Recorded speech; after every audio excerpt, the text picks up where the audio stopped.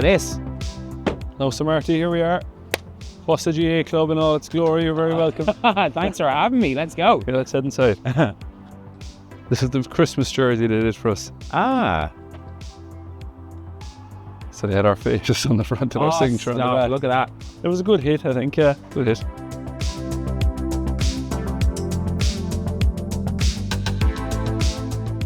Ooh, David.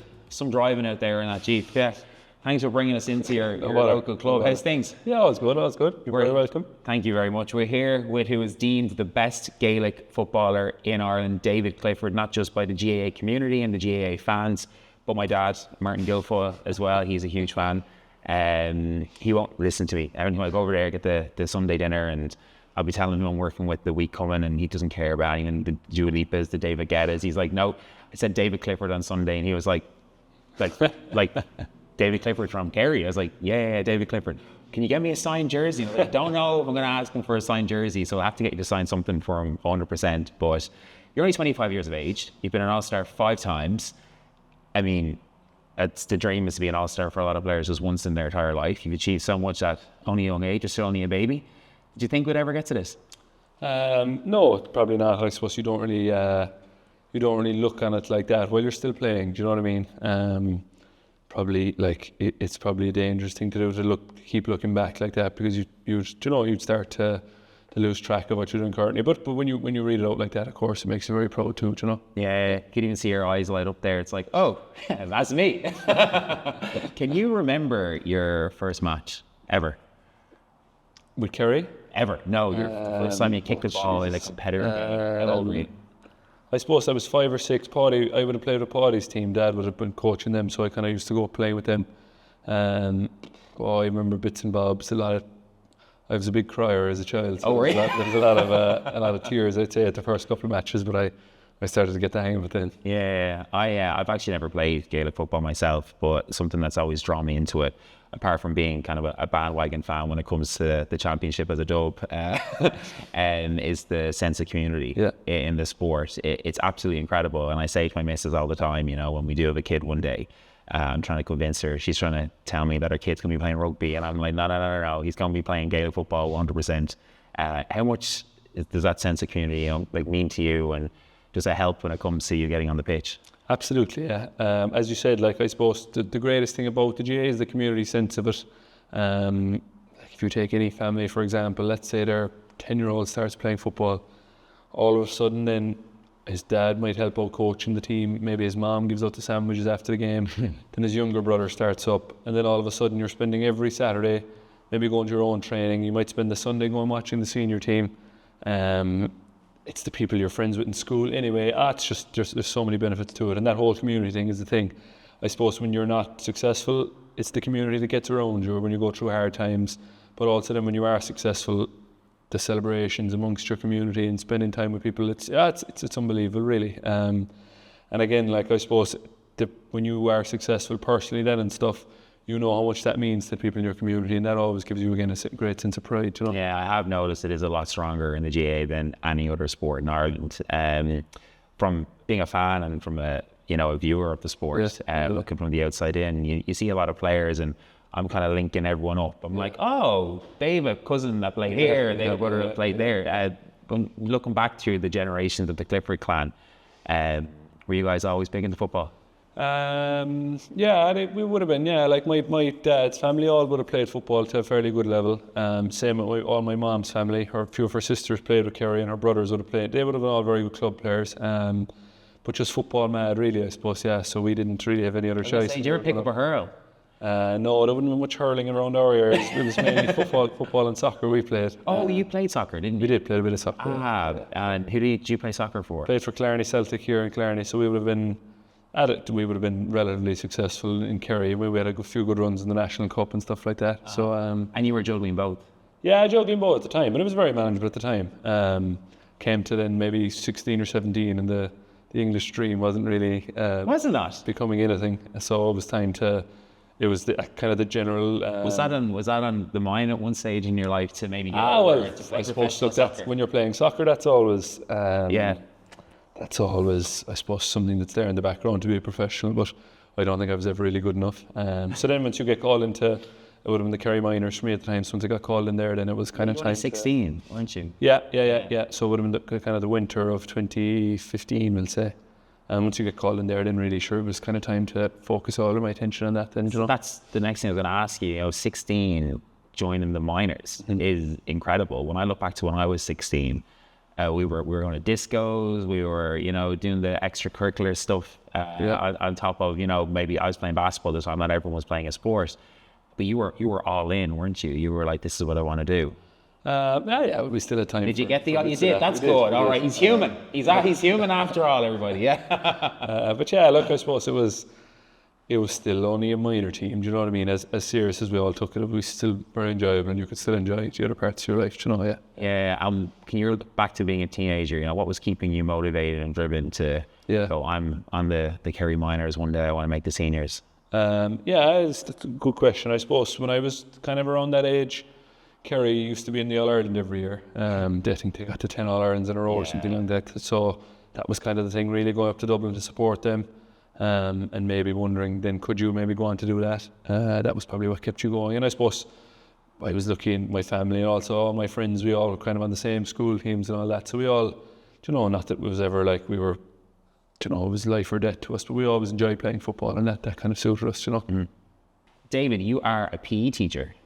At what point did you think, that's the career for me, that's what I want to do? Yeah, it's hard to know, I suppose. I remember wanting to be a primary school teacher for a while. But then... So you could just teach them everything. Yeah. But then I suppose it was as I was getting past my leaving cert and kind of deciding what college course I was going to do, I decided to go down the PE route. I suppose I always had obviously an interest in sport myself. But then, an interest in the lifestyle itself, an interest in maybe trying to encourage students to take on a more active lifestyle. So PE was kind of a good fit for me. It wasn't obviously what I want, it wasn't what I maybe thought I was going to end up doing, but I suppose it just made sense with trying to stay and work locally here. Obviously the holidays and the summers off make a big difference, of course, to being a Gaelic footballer. But more than that, I suppose just trying to encourage the lads to be as active as they can. Do you know what I mean? But yeah, I suppose I wanted to. I decided to become a PE teacher then, and went down the college route and did my PME, which is the teaching masters. And I'm lucky enough that I'm working here locally in Killarney. Yeah, so I'm delighted where I'm at, really. Yeah. And obviously you're extremely well known. So do you find that you being the incredible Gaelic footballer kind of comes into the classroom at any point? Do you ever, like secondary school kids can be brazen when they want to be, Yeah, exactly. Yeah, but look, that's enjoyable too, I suppose, because so it does happen. Does it? It does happen. Yeah. Look, after a game, whether we do well or we don't do well, of course, they won't be too shy in letting you know. Oh, really? Yeah. But sure, look, it's always a great icebreaker with the lads. But generally, look, after the first couple of classes, when they come into first year, you're kind of just a normal teacher after that. It's giving out to them and telling them the last video we did, actually, when you beat us twice in the kicking competition, there was a ton of comments under the TikTok and under the Snapchat video about that's my teacher, that's my teacher, that's my teacher, and it was almost like a proper brag for them. Maybe that's it. Well, obviously being an athlete at the level that you're at, nutrition plays a huge part in everything that you do. Would you watch what you eat? Do you have like a strict, nutrition regime that you adhere to? I would, yeah, I would. I suppose, funnily enough, it's nearly more in the off season. Not that we have a huge off season, but it's nearly more in the off season that I'd be nearly more careful. As in, when we're in season, I suppose the training level is so high, the weather is a bit better, so we're burning through so many calories that it's about trying to get as much into you as you can. Trying to obviously keep protein levels high, the day after training and things like that. Well, just in terms of recovery. Source of protein. What would you like to have? Yeah, 20 grams of protein, low in sugar. Anything come to mind? No. Oh yeah, sure. Look, I suppose. Obviously, when you can't get your hands on any of your chicken or your eggs or things like that, I love reaching for the grenade bar. So convenient and feels like cheating. Really, feels like you're eating just a normal chocolate bar. So yeah, that's absolutely ideal. And would you meal prep? Not as much as I should, but I do. Yeah. I suppose we're lucky in the sense that we get our meals at training and takeaway meals and stuff like that. So a lot of that work is done for us. But this is a great insight for me because I just watch you guys in the pitch. Yeah. No, we do. Yeah, like trying to meal prep. I suppose particularly when you're working, like when you're at home and you can cook whatever you want whenever you want. It's simple, but I suppose trying to meal prep. I suppose I find it very helpful when, let's say, you come in the door from work, grab your gear bag, go training.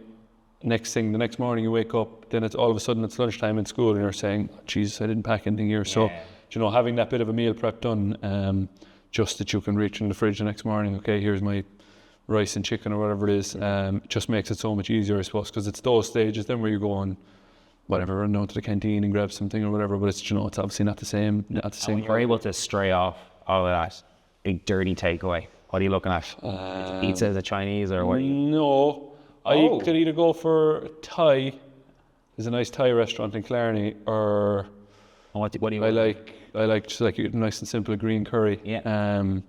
I love barbecue, then I love ribs and things like that, pulled pork, all that kind of stuff. So is this all one order? Is it? Can be at times, scarily enough. David, I'll tell you what. For someone who's incredibly successful and as busy as you are, you're very humble. You're very easy to talk to, and you're very approachable. But with that, sometimes you are a teacher. You're obviously playing full time as well, and you got a family too. Mm-hmm. How do you balance all that on top of then as well? With you're gonna have people come up to you saying, "I mean, stuff you could be 5 minutes late for something."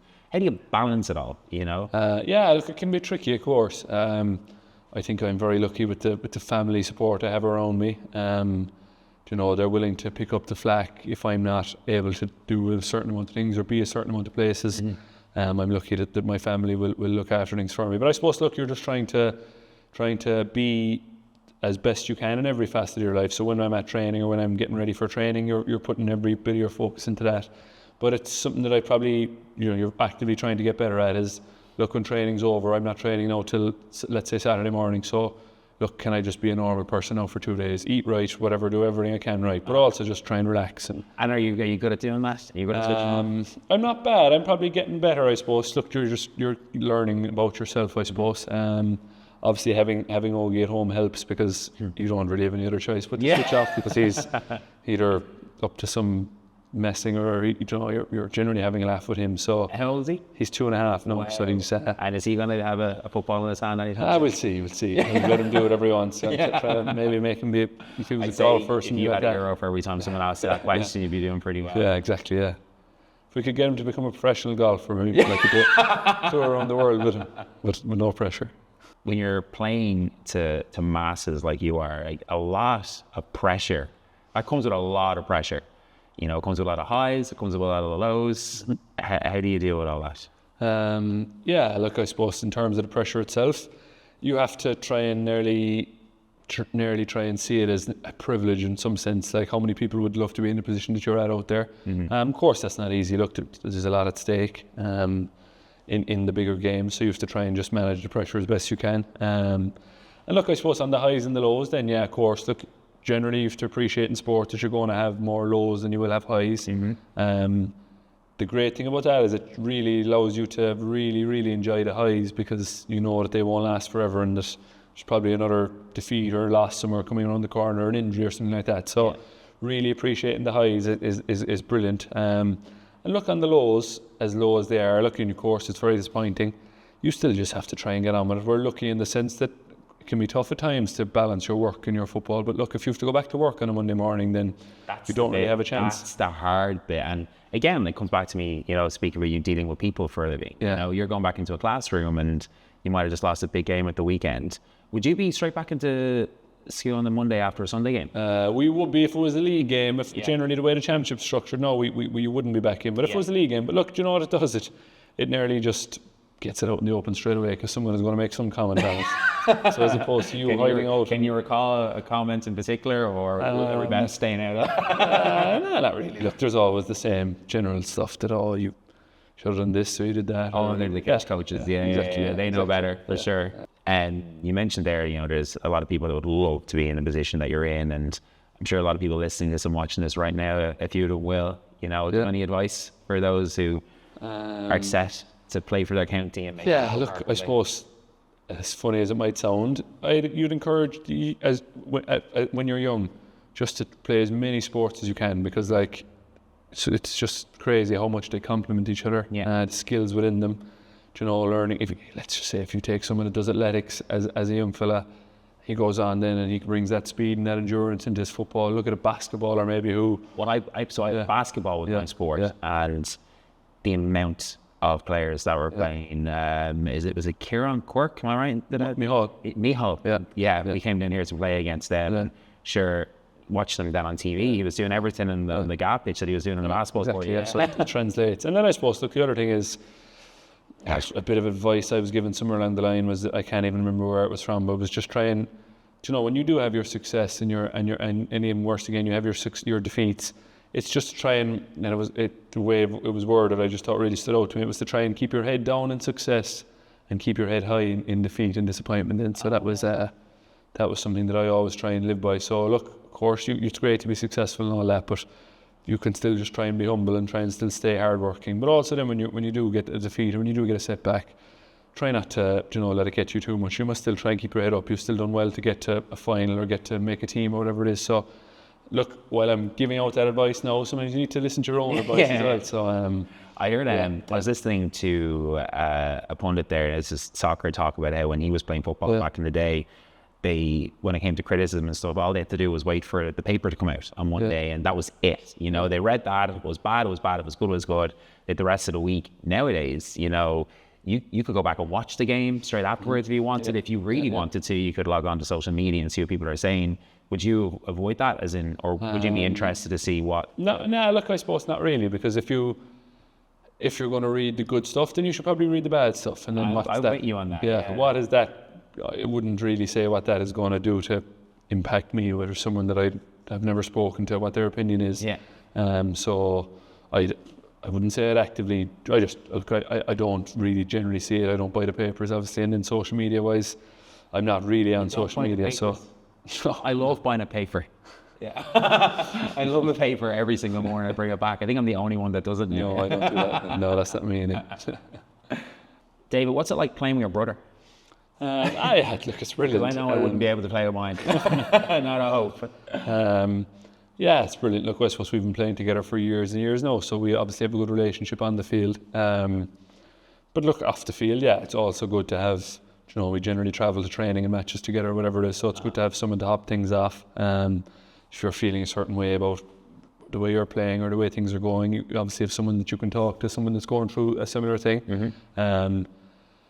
Generally, like, we try and keep what's happening in the camp to ourselves, and obviously just so we can keep everything tight within the group. But it's great to have someone to talk to.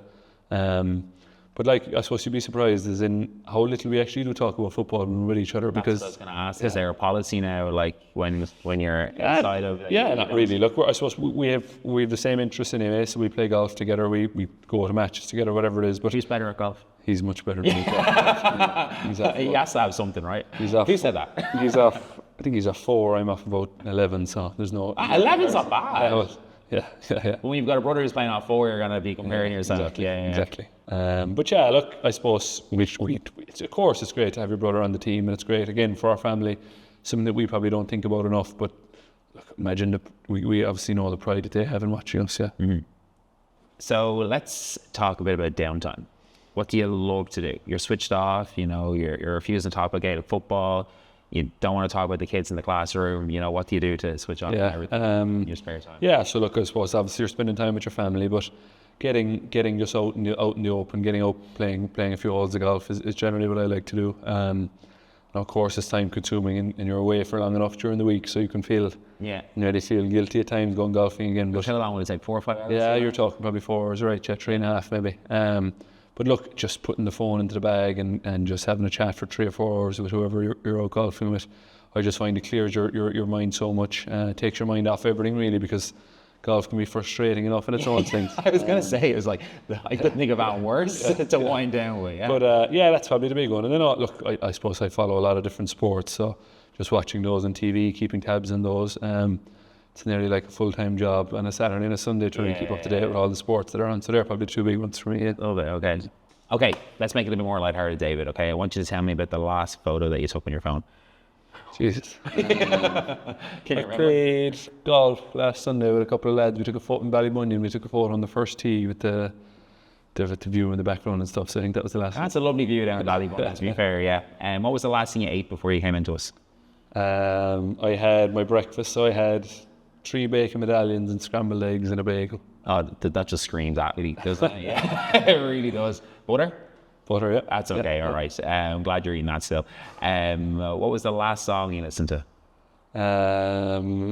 Probably something by Amble. I'm listening to them a lot at the moment. I think it was it a song of Land and Sea? I think it is. You're asking the wrong person. Yeah. That's my go-to at the moment. Your favorite sporting moment ever? That I've been involved in or not been involved in? Do you know what? We'll ask you both of them now. Okay. That I've been involved in? Jesus, I don't know. I'd probably give a different answer every time I ask this. Maybe we won the All-Ireland with Fossa. Obviously winning the All-Ireland with Kerry as well, but I suppose to win it with Fossa was very special because it was all our family out in and your friends out in the field with you. Mm-hmm. So maybe that one. And then probably my favourite moment that I haven't been involved in myself. Geez, that's a tricky one. I'm not an unbelievably big rugby fan, but the first kind of Grand Slam that I remember was O'Gara's kick against Wales in 2009. That's probably one that stands out to me. I just remember, everyone I don't know, was it that Ireland hadn't been as successful at the time, but it was like everyone in Ireland really was behind them, so maybe we go with that one. Yeah, sounds good. Favourite grenade bar? Probably the white Oreo one, I'd say, maybe. Okay, yeah. Nice. Your dream car? Dream car? Probably maybe like one of those G-Wagons that you see the soccer players play. They look fairly dominant when they Yeah, one day, for sure. Your favourite holiday destination? One that you've been to and one that you'd like to go to? Favourite one that I've been to? Thailand, maybe. We were in Thailand on a team trip a couple of years back. So we get Thailand. Trip to Thailand? Jeez, I was in the wrong sport. Yeah. We got to go to Kerry for a weekend. One that I haven't got to yet. Greece, maybe. Oh, lovely. Okay. Greece, maybe this summer. So, yeah, hopefully. Perfect. David, thank you so much for having us at your club. We really appreciate it. And we'll talk to you soon. Lovely. Thank you, Marty. Cheers.